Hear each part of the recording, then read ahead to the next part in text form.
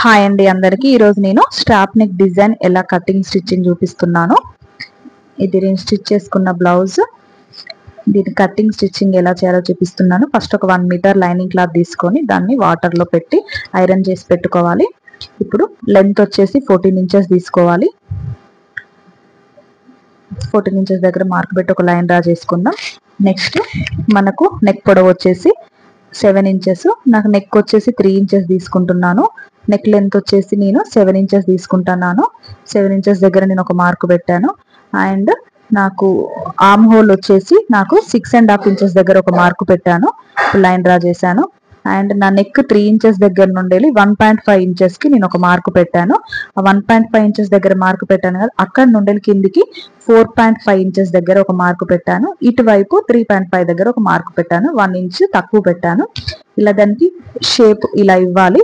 ఇలా ఇచ్చేసి నేను నా నెక్ పొడవు వీ షేప్ ఇస్తున్నాను. ఎందుకంటే స్ట్రాప్ నెక్ కి ఈ షేప్ ఎగ్జాక్ట్ గా సూట్ అయిపోతుంది.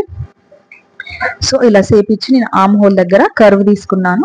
నా బ్రెస్ట్ వచ్చేసి 9 ఇంచెస్, 2 ఇంచెస్ ఎక్స్ట్రా తీసుకున్నాను. అండ్ నా వెస్ట్ వచ్చేసి 7 ఇంచెస్, 2 ఇంచెస్ ప్రిన్స్ కట్ కి ఎక్స్ట్రా అండ్ ఖర్చుకు 2 ఇంచెస్ ఎక్స్ట్రా తీసుకున్నాను. ఇప్పుడు నేను మార్క్ పెట్టిన దగ్గర లైన్ డ్రా చేస్తున్నాను. ప్రిన్స్ కట్ కి నేను 2 ఇంచెస్ ఎక్స్ట్రా తీసుకున్నాను కదా, అక్కడ నేను ఇప్పుడు మార్క్ పెట్టి నేను ప్రిన్స్ కట్ ఎలా కట్ చేయాలో చూపిస్తున్నాను. ఇప్పుడు నేను 1/2 ఇంచ్ షోల్డర్ కిందికి దించేసి దాన్ని నేను ఇలా కట్ చేశాను. అండ్ ప్రిన్స్ కట్ కి 2 ఇంచెస్ తీసుకున్నాను కదా, నేను 3 ఇంచెస్ దగ్గర కింద మార్క్ పెట్టేసి 1.5 ఇంచెస్ దగ్గర అటు ఇటు కలిపి 1.5 ఇంచెస్ దగ్గర మార్క్ పెట్టి 10 పైన ఉండేది షోల్డర్ నుండి 10.5 బ్రెస్ట్ పాయింట్ దగ్గర నేను మార్క్ పెట్టాను. దానిపైకి ఇలా కట్ చేసుకుంటూ ఆర్మ్ హోల్ కి 1 ఇంచ్ పైన ఇలా దాన్ని కలుపుకుంటూ వెళ్ళాలి. ఇప్పుడు దీనికి నేను షేప్ ఇచ్చాను, తర్వాత దీన్ని కట్ చేస్తున్నాను. ఇప్పుడు దీనికి మనం షేప్ ఇచ్చాం కదా, దాన్ని రివర్స్ పెడితే దానికి అచ్చు పడిపోద్ది. ఇప్పుడు దాన్ని మనము మెయిన్ ఫ్యాబ్రిక్ పైన పెట్టి రివర్స్ లో పెట్టేసి దీన్ని మనం మెయిన్ ఫ్యాబ్రిక్ పైన పెట్టేసి దాన్ని ఇలా పిన్స్ ఎటు కదలకుండా పిన్స్ పెట్టేసి దానిపైన స్టిచ్ చేయాలి. దానిపైన స్టిచ్ చేసినాక మనం ఎలా అయితే మార్క్ పెట్టామో అలాగే దానిపైన స్టిచ్ చేసుకుంటూ వెళ్ళాలి. మనం టర్న్స్ ఎక్కడ తిప్పుతామో కరెక్ట్గా అక్కడ మిడిల్ ని స్ట్రైట్ గా ఉంచేసి మనము తిప్పాలి. అప్పుడే మనకు ప్యాంట్ మిడిల్ లో కరెక్ట్ వస్తుంది. ఇప్పుడు స్టిచ్చింగ్ అయిపోయిన తర్వాత మిడిల్ లో ఉన్న ఎక్స్ట్రా పార్ట్ ను మొత్తం కట్ చేసేయాలి. ఒక పాదం మందం ఉంచేసి మిగతా ఎక్స్ట్రా పార్ట్ ను కట్ చేయాలి. ఎందుకంటే అది మనం కట్స్ పెట్టుకొని టర్న్ తిప్పడానికి ఈజీగా ఉంటుంది. సో అందుకే మిడిల్లో ఉన్న ఎక్స్ట్రా క్లాత్ని కట్ చేసిన తర్వాత ఇలా చిన్న చిన్నగా కట్స్ పెట్టుకోవాలి.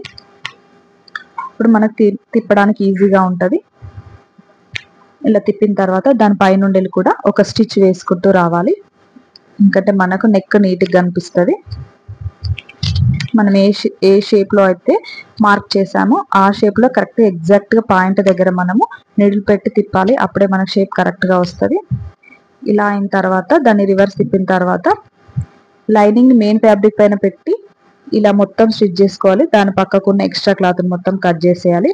సేమ్ ఇది మిడిల్ పార్ట్, దీని పక్కకు ఉన్న 2 క్లాత్స్ ని కూడా అలాగే పెట్టాలి. మనము ఇవి స్టిచ్ చేసేటప్పుడు ఒకసారి చూసుకోవాలి ఏది ఎటువైపు అన్నది, లేకపోతే రివర్స్ అయిపోతే మళ్ళీ మొత్తం రివర్స్ అయిపోద్ది. మళ్ళీ విప్పి కుట్టడం ఈజీ అవ్వదు. సో అందుకే 1 2 3 నెంబర్ చేసుకుంటే ఈజీగా మనకు తెలిసిపోతుంది స్టిచ్చింగ్ చేసేటప్పుడు. ఇలా రెండింటికి ఎక్స్ట్రా క్లాత్ మొత్తం తీసేసి ఇప్పుడు దీన్ని మనం 3 పార్ట్స్ ని అటాచ్ చేసుకోవాలి.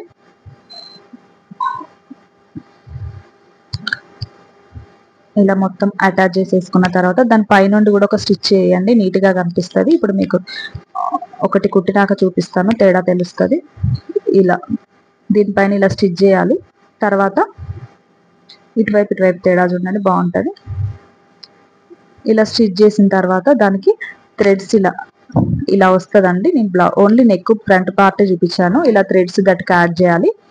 మనం ఈ థ్రెడ్స్ ని మనము బ్యాక్ బ్లౌజ్ వేసుకున్న తర్వాత బ్యాక్ సైడ్ కట్టేసుకోవాలి. ఇది అండి.